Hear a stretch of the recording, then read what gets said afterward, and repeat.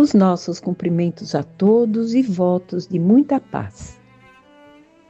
Continuando o estudo que estamos fazendo do livro Os Mensageiros, pelo espírito André Luiz e a psicografia de Chico Xavier, nós vamos nos lembrar que há 15 dias atrás nós estávamos estudando sobre aqueles espíritos que dormiam naquele pavilhão que o Alfredo ele comandava, né, no plano espiritual. Então, naquele posto de socorro que o Alfredo comandava, existiam naquele pavilhão aqueles espíritos que estavam dormindo, mas não um sono tranquilo, era uma espécie de um pesadelo que eles tinham. Todos possuíam muita culpa e não conseguiam acordar daqueles pesadelos. Então, nós vamos, no dia de hoje, para o capítulo 24, que é a prece da Ismália. Então, a Ismália, aquela que conviveu com o Alfredo aqui na Terra, né? Ela foi esposa dele, foi injustiçada, uma série de circunstâncias aconteceram em que ela se elevou e o Alfredo estava tentando alcançá-la. Então, ela em visita, ela foi àquele posto de socorro que o Alfredo estava dirigindo, e ela faz aquela prece sentida por todos aqueles espíritos que estavam dormindo no próprio pavilhão que estava acontecendo tudo isso. Então vamos à leitura do capítulo. Dentro de poucos instantes, reuníamos-nos de novo ao grupo. O administrador, que era o Alfredo, fez um sinal luminoso em forma triangular e observei que todos os cooperadores se puseram de pé em atitude respeitosa. É o momento da oração no posto de socorro, disse o Alfredo gentil, como a nos prestar esclarecimentos precisos. O sol desaparecera no firmamento, mas toda a cúpula celeste refletia-lhe o disco de ouro. Os tons crepusculares encheram as vizinhanças de maravilhosos efeitos de luz, muito visíveis agora ao nosso olhar, porque Alfredo, sem que eu pudesse conhecer o motivo, mandara apagar todas as luzes artificiais antes daquela oração. No centro dos pavilhões, a sombra se fizera. Desse modo, ela se fizera muito intensa, mas o novo aspecto do firmamento, banhado em tonalidades sublimes, dava-nos a impressão da permanência em prodigioso palácio, em virtude do imenso teto azul iluminado à distância. Então, o Alfredo pediu para que se apagassem aquelas luzes artificiais e que eles ficassem apenas sobre as luzes do firmamento. Então, aquilo ficou uma visão assim muito acalentosa para todos que estavam ali. E ele continua: fundamente impressionado, procurei convizinhar-me mais do pequeno grupo de companheiros. Do quadro de colaboradores do castelo, apenas algumas senhoras permaneciam junto de nós, como se estivessem fazendo honrosa companhia à nobre Ismália. Os demais homens e mulheres mantinham-se nos lugares de serviço que lhes competiam, não longe das criaturas mumificadas. Então, aqueles trabalhadores continuavam perto daqueles espíritos que dormiam. Notei que, embora instado, Aniceto esquivou-se à chefia espiritual da oração, alegando que, por direito, essa posição cabia à devotada esposa de Alfredo. Então, o Aniceto, ele se esquivou de fazer aquela prece naquele momento, achando, afirmando que aquela prece deveria ser feita pela Ismália, a esposa antiga do Alfredo, né? E a Ismália, então, num gesto de indefinível delicadeza, ela começou a orar, acompanhada por todos nós em silêncio, salientando-se, porém, que lhe seguíamos a rogativa frase por frase, atendendo a recomendações do nosso orientador.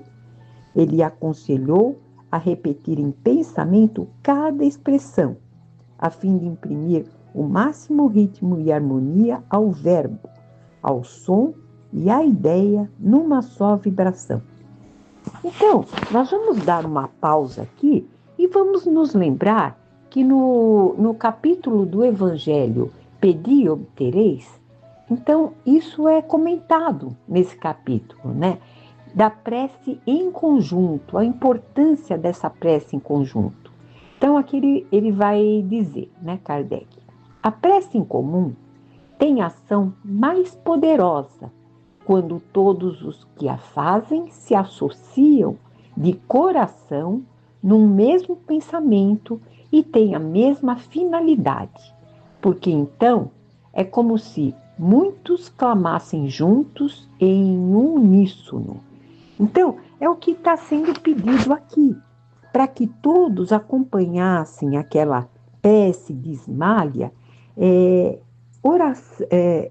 frase por frase, todas as frases, que fossem pedido por todos eles ao mesmo tempo, num momento de concentração, fosse pedido a mesma coisa, que todos tivessem naquele momento o mesmo objetivo.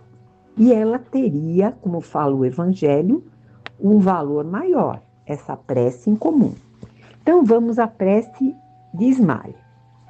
Senhor, dignai-vos assistir os vossos humildes tutelados, enviando-nos a luz de vossas bênçãos santificantes.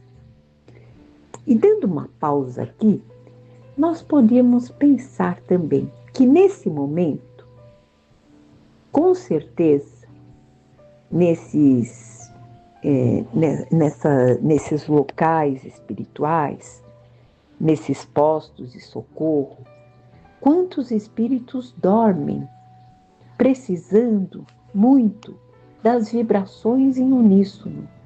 Então, pensando nisso, vamos todos nós nos unir nessa oração de Ismália, como se estivéssemos, nesse momento, pedindo por todos aqueles que dormiam naquele posto, como em todos os postos que, com certeza, vão existir esses espíritos dormindo nesse momento. Então, vamos lá acompanhar, frase a frase, essa prece de Ismália. Então, ela continua. Aqui estamos prontos para executar vossa vontade, Senhor, sinceramente dispostos a secundar vossos altos desígnios.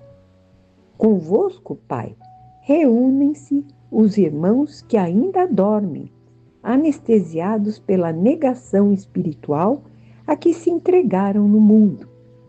Despertai-os, Senhor, se é de vossos desígnios sábios e misericordiosos, despertai-os do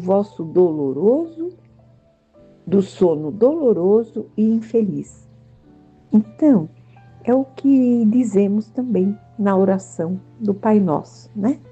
Seja feita a vossa vontade. Então, antes dos nossos desejos, de que eles despertem nesse momento, que seja feita a vossa vontade, com a vossa sabedoria, que sabe melhor do que cada um de nós, o amor, a lei de amor, aquilo que aqueles espíritos necessitam, com urgência. E continuando, a prece da Ismália. Acordai-os para a responsabilidade, para a noção dos deveres juntos. Magnânimo Rei, apiedai-vos de vossos súditos sofredores. Criador compassivo, levantai as vossas criaturas caídas. Pai justo, desculpai vossos filhos desventurados. Permiti caia o orvalho do vosso amor infinito sobre o nosso modesto posto de socorro.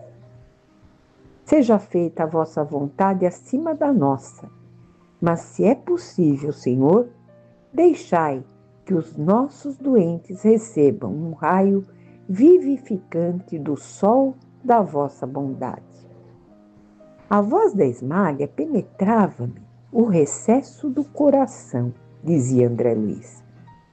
Observando-a por um momento, reparei que a esposa de Alfredo, a Ismália, se transfigurara. Luzes diamantinas irradiavam de todo o seu corpo, em particular do tórax, cujo âmago parecia conter misteriosa lâmpada acesa.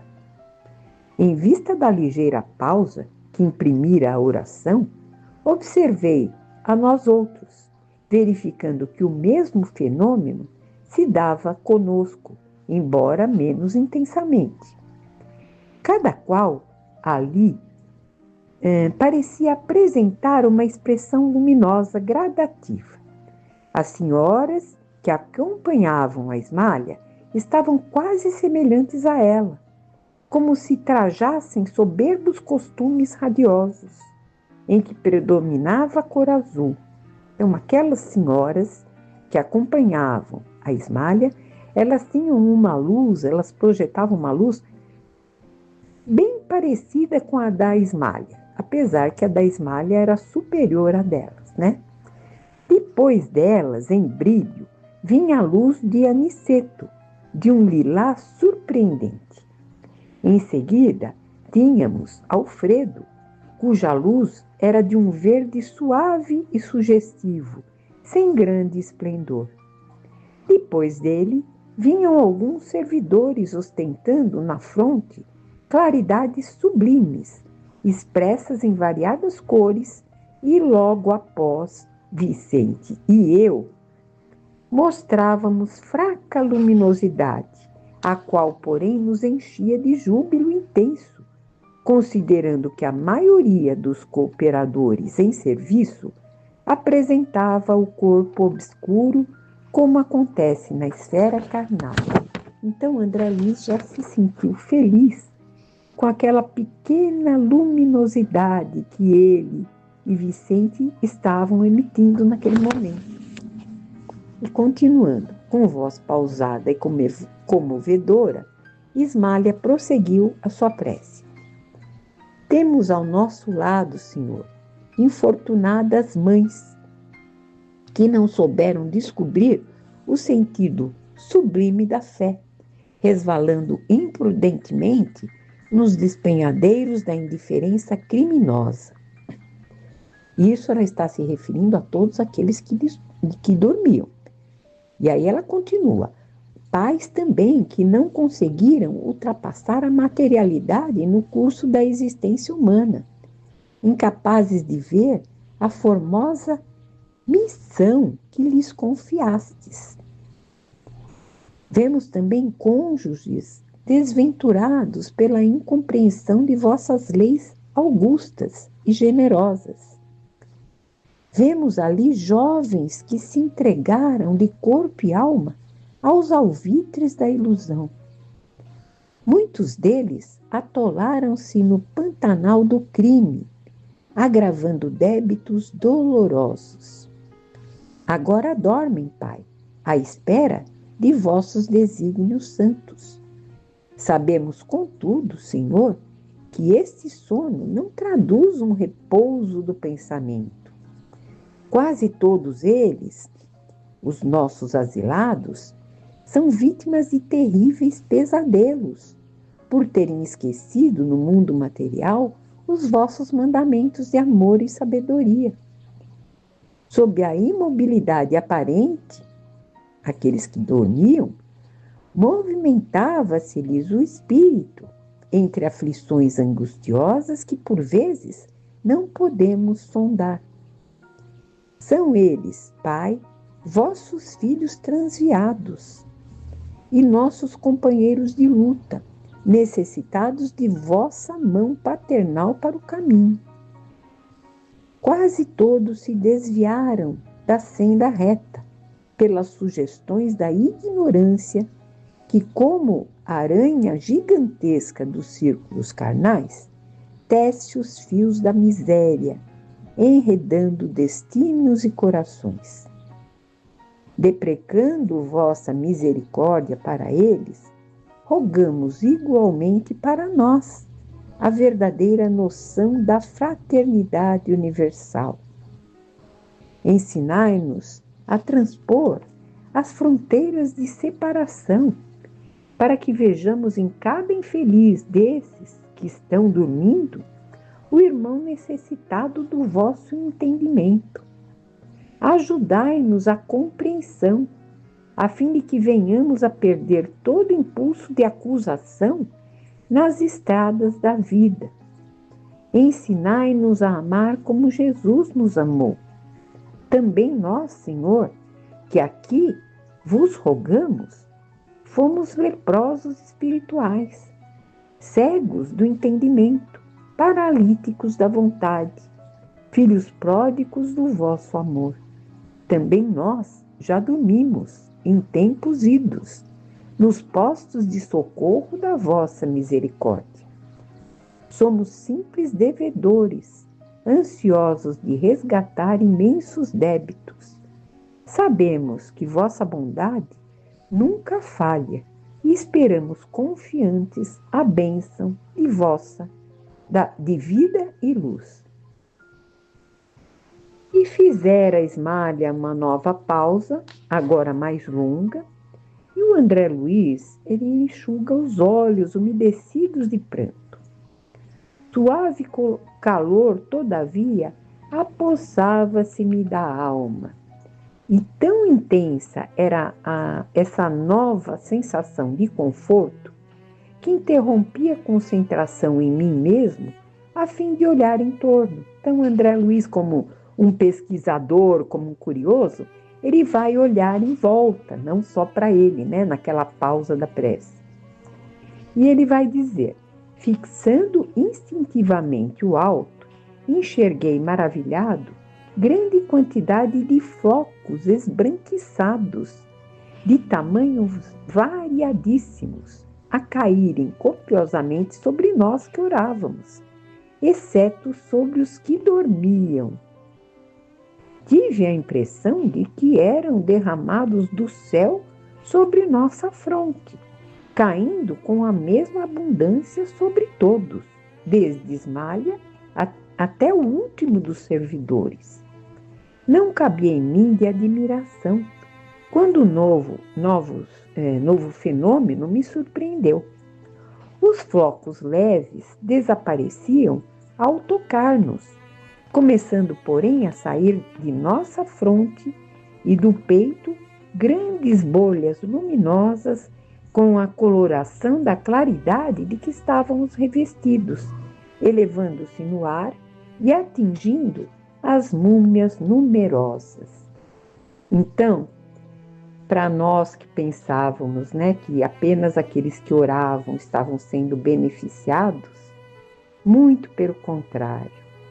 Todos esses que oravam receberam aqueles flocos, absorveram os flocos e cada um emitiu junto aquela luz que eles já tinham, mais potencializada pelos flocos, e atingiam aquelas múmias, aqueles que dormiam. Né? Muito bonita essa cena. E continuando, ainda aí, reparava o problema da gradação espiritual. As luzes emitidas por Ismália eram mais brilhantes, intensas e rápidas, alcançando muitos enfermos de uma só vez. Em seguida, vinham as fornecidas pelas senhoras do seu círculo pessoal. Depois tínhamos as de Aniceto, de Alfredo e dos demais. Os servos de corpo obscuro emitiam vibrações fracas, mas visivelmente luminosas. Cada qual, naquele instante, de contato com o plano superior, revelava o valor próprio na cooperação que podia prestar. Então, cada um tem a sua gradação na cooperação, mas todos cooperam, inclusive aqueles trabalhadores que ainda estavam obscuros, também eles emitiam uma vibração, embora fraca, mas assim luminosa, né? Uma vibração luminosa. Então, o que cada um de nós pode dar, e a conquista é nossa, é de cada um, do seu empenho, do seu esforço, da sua transformação moral.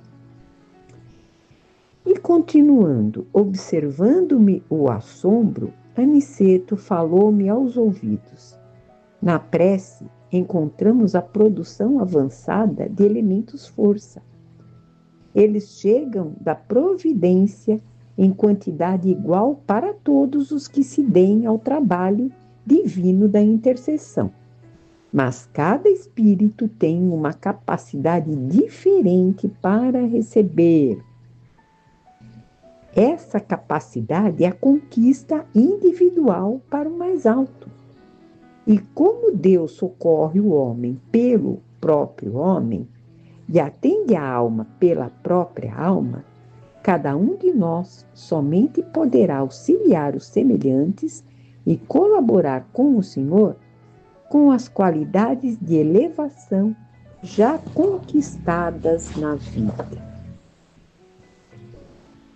Muito produtivo esse capítulo, em que vimos a prece de Ismália, os ensinamentos que André Luiz continuou a nos dar através das suas observações, né?